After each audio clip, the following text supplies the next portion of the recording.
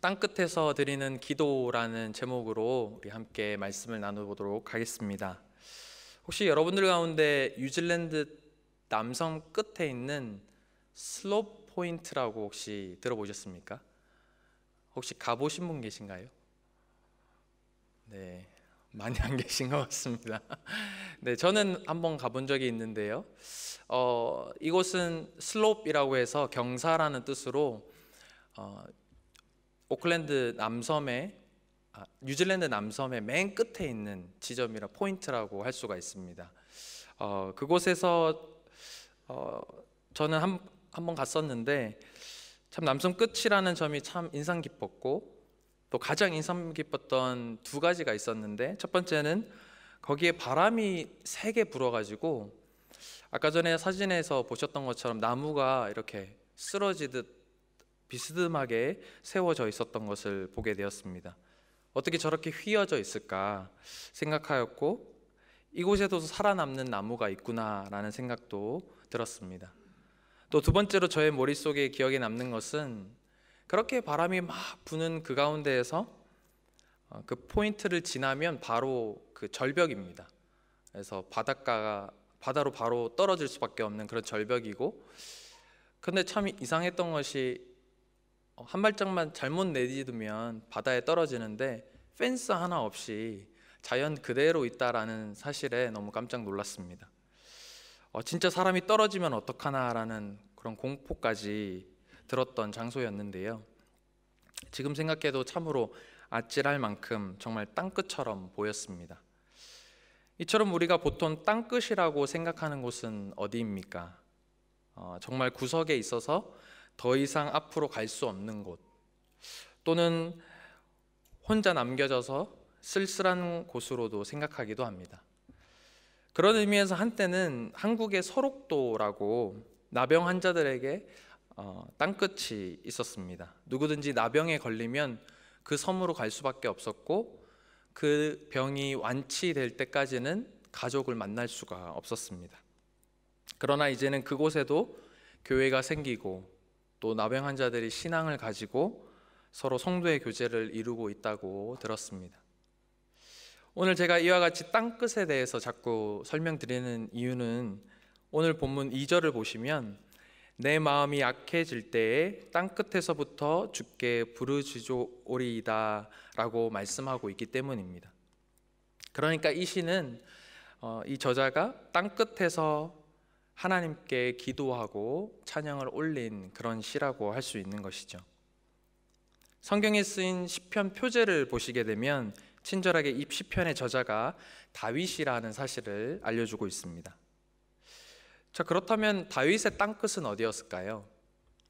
사울에게 쫓기면서 도망갔던 그런 때였을까요? 아니면 자신의 아들에게 반란을 당하고 도망갈 수밖에 없었던 그런 상황이었을까요? 성경의 많은 학자들은 아마도 다윗의 아들 압살롬의 반역으로 나랏을 빼앗기고 요단 동쪽으로 도망쳤을 때 이 시편을 지었을 것이라고 말하고 있습니다.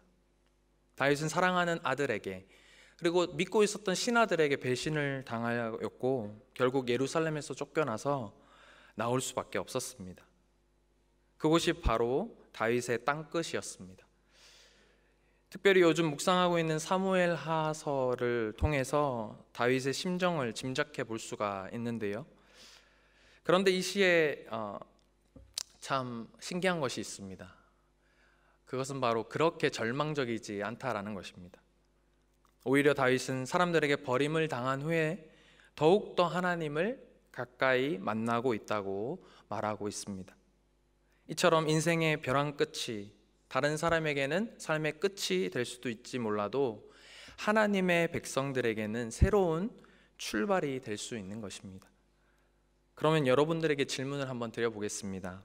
혹시 여러분 가운데 지금 땅끝과도 같은 그런 곳에 계신 분이 계십니까? 아니면 이전에 땅끝을 경험하셨지만 지금은 그렇게까지는 아니다라고 하시는 분이 계십니까? 아마도 여러분들 중에는 정말 내가 땅끝에 있어서 하나님 없이는 안 된다라는 심정으로 이 자리 가운데 계신 분들도 계실 것이고, 이전에 그런 땅끝을 경험했지만 지금은 형편이 조금 나아진 분도 계실 것입니다.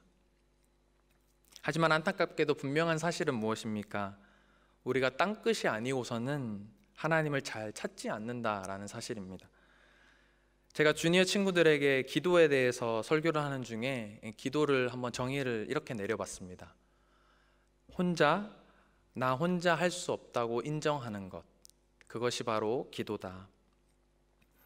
우리가 땅끝에 있지 않다 할지라도 항상 하나님의 도움 없이는 내가 살아갈 수가 없다라는 우리의 고백이 항상 우리 기도 속에 포함이 되어야 할 것입니다.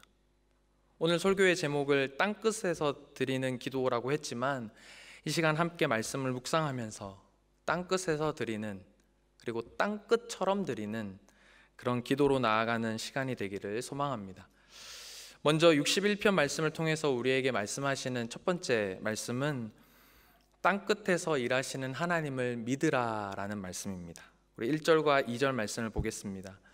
하나님여, 나의 부르짖음을 들으시며 내 기도에 유의하소서. 내 마음이 약해질 때에 땅끝에서부터 주께 부르짖어오리니 나보다 높은 바위에 나를 인도하소서. 우리는 여러 가지 모양으로 기도를 하지요. 소리내어 기도하기도 하고 또 마음속으로 이렇게 묵상하면서 조용히 기도하기도 합니다. 그런데 인생의 끝에 밀려서 이제 조금만 더 가면 낭떠러지에 떨어지는 그런 절박한 가운데 우리가 처해지면 어떻게 됩니까? 저절로 우리의 체면이고 뭐고 생각지 않고 부르짖으면서 하나님께 기도하게 됩니다. 사실 우리는 어려움이 생기기 전에도 부르짖으며 기도해야 했어야 할 때가 있었음을 우리는 알 수가 있는데요. 정신 차리지 못하고 있다가 어려움을 당한 후에야 비로소 하나님께 부르짖게 될 때를 보게 됩니다. 쉽게 말해서 일종의 불씨와도 같은데 죄의 불씨를 우리가 미리 알고 하나님 앞에 가지고 나와서 부르짖으면서 기도했더라면 얼마든지 예방할 수 있었는데 우리는 깨닫지 못하고 그 죄의 불씨를 키울 때가 많이 있었다라는 것입니다. 예를 들어 우리의 몸도 마찬가지죠. 대부분 몸에 이상 징후가 이렇게 보일 때 별일 없겠지 하고 있다가 병을 키워서 나중에는 도저히 치료할 수 없는 상태까지 가게 되는 것을 보게 됩니다. 사실 압살롬을 키운 사람은 다윗 자신이었습니다. 압살롬은 이미 암논이라는 자기의 형을 살인했던 살인자였지요. 그래서 다윗을 피해서 멀리 도망갔는데 아무 회개도 용서를 구하지도 않은 그 압살롬을 다윗이 그냥 예루살렘으로 오게 합니다. 그것이 이미 죄를 키운 것이 되었고 그 죄가 더 커진 결과 다윗 자신이 땅끝으로 밀리는 신세가 되고 만 것입니다. 우리가 참으로 평화롭다 생각하는 중에도 우리의 평화를 깨뜨리려고 하는 사단의 그런 역사는 진행되고 있음을 우리는 기억해야 합니다.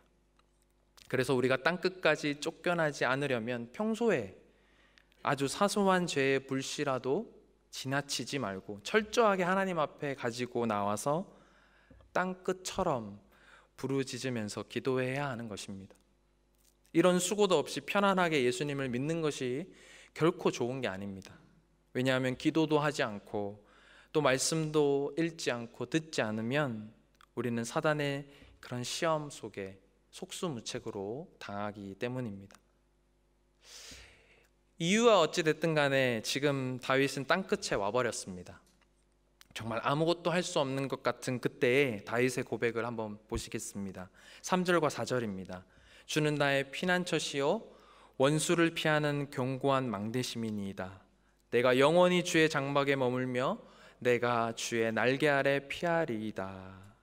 아멘. 다윗은 그런 절망적인 그런 상황 가운데에서도 하나님에 대한 믿음을 저버리지 않습니다. 평소에 다윗은 늘 하나님을 나의 피난처이시다라고 고백했는데 평소에는 나의 피난처셨지만 나의 이 절망적인 순간에는 더 피난처가 되어주실 것이다. 평소에 하나님께서 나의 망대셨지만 절망적인 순간에는 더 높은 망대가 되어 주실 것이다 라는 굳건한 믿음이 다윗에게 있었던 것입니다. 그래서 어렵고 절망적인 상황 가운데에서 하나님에 대한 다윗의 신뢰가 조금도 흔들리지 않았던 것이지요. 하지만 우리가 진짜 정말적인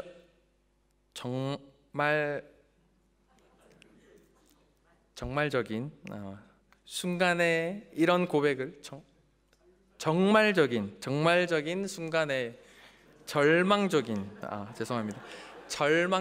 순간에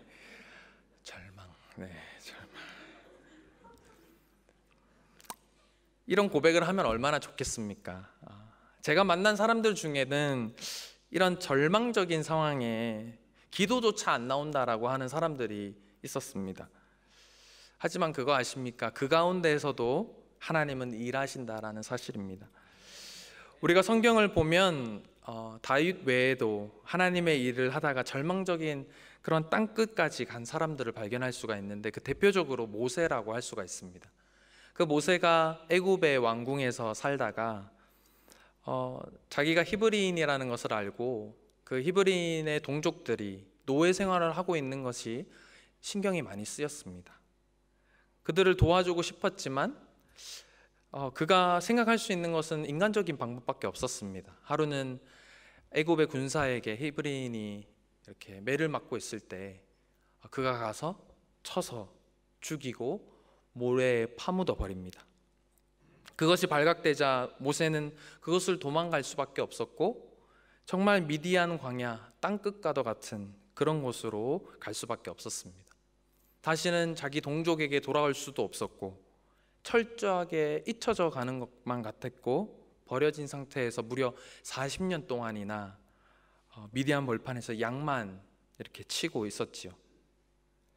아마 그곳에서 모세는 하나님께 부르짖지 못했을 것입니다. 오히려 그는 자신의 인생이 여기에서 끝났다라고 생각하고 기도할 필요성조차도 느끼지 못했을 것 같습니다.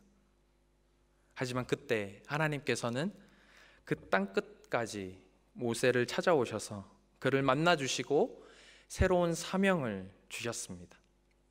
모세에게는 그 땅이 하나님을 만나는 곳이었고 새로운 사명을 받는 곳이 되었던 것입니다. 이처럼 성경의 많은 믿음의 사람들을 보아도 이 땅끝이라고 하는 것은 인간적으로는 최악의 경우이지만 하나님께서는 위대한 새로운 시작을 할 수 있는 그런 곳임을 우리는 기억해야 할 것입니다. 그리고 인간적으로 더 이상 가능성이 없는 그 땅끝에서 드리는 이 고백이야말로 하나님께서 기뻐 받으시는 진짜 신앙 고백이 될 수가 있을 것이며, 하나님께서 그 기도를 절대로 외면하지 않으시고 우리의 가장 소중한 그 기도를 선하게 들어 응답해 주실 것입니다. 사랑하는 하누리교회 성도 여러분, 현재 여러분은 어디에 서 계십니까? 땅끝과도 같은 그런 곳에 서 계신다면 하나님께서 그 가운데에서 일하고 계심을 믿으시기 바랍니다. 혹시 땅끝은 아니지만 그곳으로 갈지 모르는 그 죄의 불씨를 가지고 계신 분이 계십니까? 땅끝처럼 하나님 앞에 먼저 부르짖으며 나아가시고 주의 날개 아래로 피하시기를 바랍니다. 우리 모두가 그런 하나님의 그 피난처 그곳으로 나아가서 높은 망대 위에 올라가서 하나님께서 일하시는 것을 바라보며 오늘과 같이 감사하고 찬양하는, 그리고 기도하는 저와 여러분이 되기를 소망합니다. 두 번째로 61편을 통해서 하나님께서 우리에게 주시는 말씀은 자신보다 하나님의 나라를 위한 기도를 드려라 라고 말씀합니다. 5절과 6절 말씀 보시겠습니다. 우리 다 같이 한번 읽어볼까요? 시작. 주 하나님이여, 주께서 나의 소원을 들으시고 주의 이름을 경외하는 자가 얻을 기업을 내게 주셨나이다. 주께서 왕에게 장수하게 하사 그의 나이가 여러 대에 미치게 하시리이다. 아멘. 가장 어려운 순간에 이 다윗이 기도한 것은 자신이 살고 죽는 문제가 아니었습니다.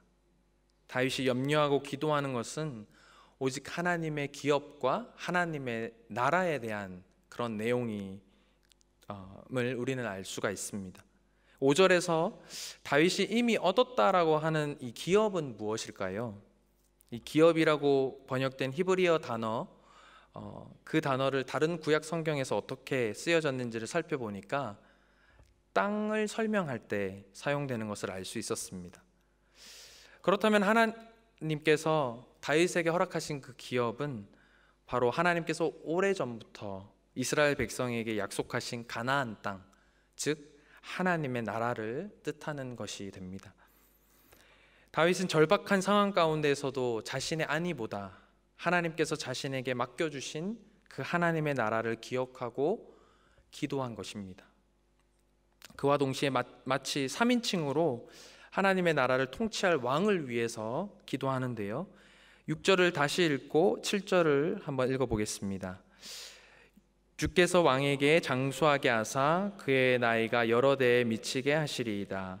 그가 영원히 하나님 앞에서 거주하리니 인자와 진리를 예비하사 그를 보호하소서. 다윗이 말하는 왕이 누구일까요? 자기 자신을 뜻하는 것일까요? 아니면 자기 아들 압살롬이었을까요? 아마도 압살롬이 정말 진정으로 회개하고 나아온다면 그렇게 될 수도 있다고 생각했을 수도 있습니다. 다윗은 여기서 굳이 자기 자신이라고 말하지 않습니다. 누구든지 좋다라는 것입니다. 다윗이 오로지 바라는 것은 무엇이냐면 지금 신실한 종을 그 땅 가운데 보내셔서 하나님의 약속대로 하나님의 나라를 보존시켜 달라고 기도하고 있는 것입니다. 마지막 8절입니다. 그리하시면 내가 주의 이름을 영원히 찬양하며 매일 나의 소원을 이행하리이다. 이것만 이루어진다면 다윗은 자기는 어떻게 돼도 좋으니 영원히 하나님을 찬양하겠다라고 고백하고 있습니다. 다윗의 이 기도를 하나님께서 이미 이루어 주셨죠. 비록 이스라엘 백성들이 오래 기다려야 했지만 하나님께서 여러 대를 거쳐서 이 다윗의 후손을 통하여 자기 백성을 인도할 기름 부음 받은 그런 종을 보내셨습니다. 바로 예수 그리스도이십니다. 예수 그리스도의 십자가 사역으로 우리는 그 피난처이신 하나님께 더 가까이 나을 수 있게 되었습니다. 그리고 다윗처럼 영원히 주의 이름을 찬양하며 살아갈 수 있게 되었습니다. 그런 의미에서 우리는 기도할 때 우리의 절박한 그런 문제보다 하나님의 나라를 위해 기도해야 한다는 것을 오늘 말씀에서 우리는 알 수가 있습니다. 예수님께서도 우리에게 이렇게 말씀하셨죠. 마태복음 6장 31절에서 33절 말씀입니다. 그러므로 염려하여 이르기를 무엇을 먹을까 무엇을 마실까 무엇을 입을까 하지 말라. 이는 다 이방인들이 구하는 것이라. 너희 하나님 아버지께서 이 모든 것이 너희에게 있어야 할 줄을 아시느니라. 그런즉 너희는 먼저 그의 나라와 그의 의를 구하라. 그리하면 이 모든 것을 너희에게 더하시리라. 아멘. 그렇습니다. 우리가 구해야 하는 것은 다른 것이 아니라 하나님의 나라와 의만 구하면 됩니다.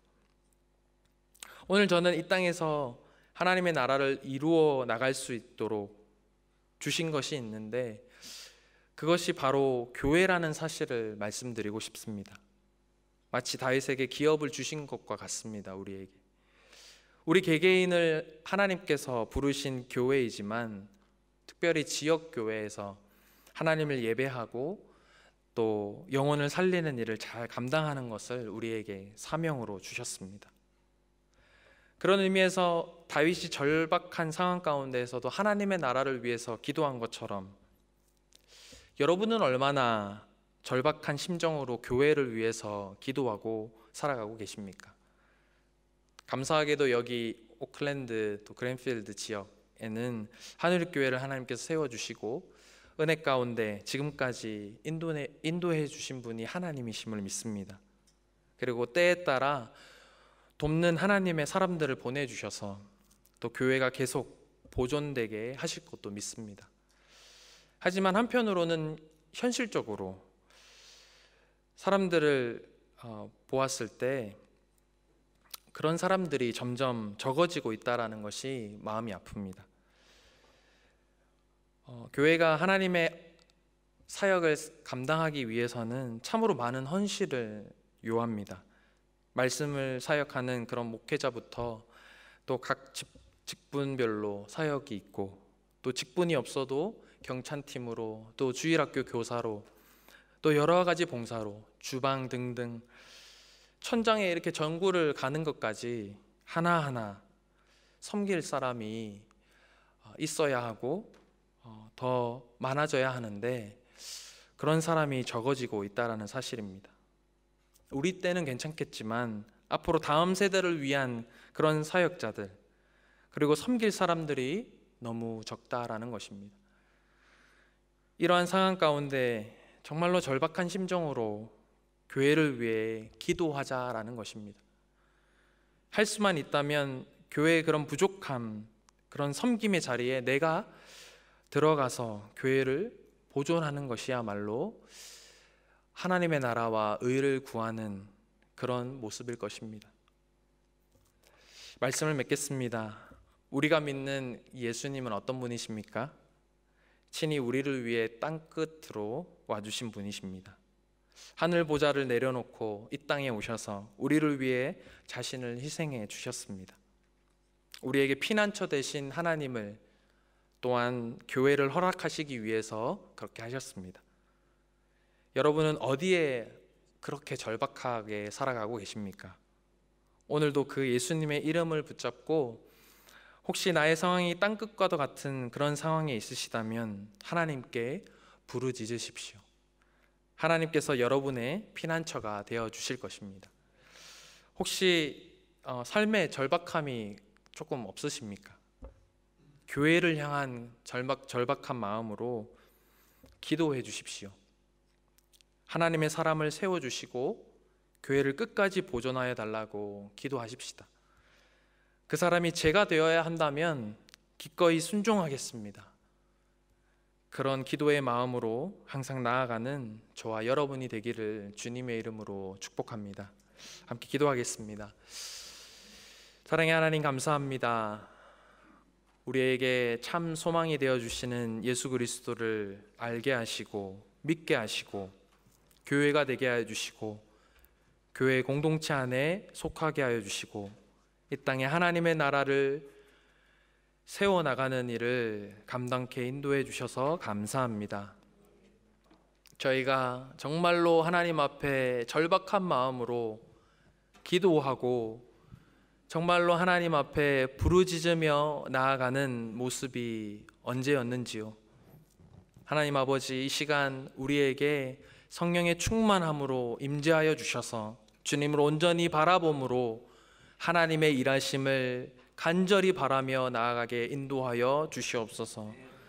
이 시간 함께 하실 하나님을 기대하고 감사드리며 예수님의 이름으로 기도드렸습니다. 아멘. 우리 이 시간 말씀을 기억하면서